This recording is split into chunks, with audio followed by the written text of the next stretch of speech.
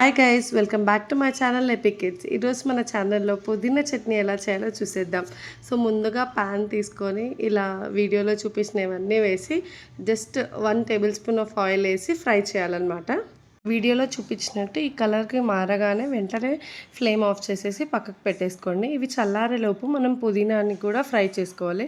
So మళ్ళీ pan పెట్టేసి ఒక 2-3 టేబుల్ స్పూన్స్ ఆయిల్ వేసేసి పుదీనా ఆకు వేసేసేయండి. సో పుదీనా ఆకు మనము హై ఫ్లేమ్లో పెట్టి కూడా ఫ్రై చేసుకోవచ్చు. సో అది ఫ్రై అవ్వాలి. తర్వాత ఆయిల్‌లో ఫ్రై అయిపోయిన తర్వాత కొన్ని వాటర్ పోసి మళ్ళీ ఆకు కుక్ అయ్యేంత వరకు పెట్టేసేయండి. కొంచెం చింతపండు కూడా ముందే మనం నానబెట్టుకోవాలన్నమాట.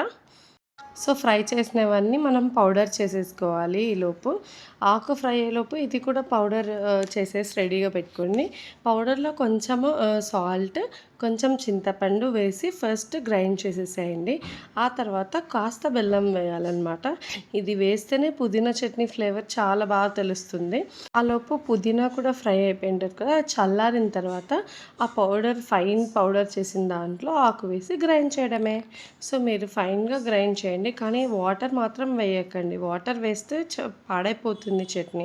ఇంతే అండి, సింపుల్. మీకు నచ్చిందా? మీరు కూడా ఒకసారి ట్రై చేసి కమెంట్ చేయండి. ఈ వీడియో మీకు నచ్చినట్లయితే please do like, share and subscribe guys.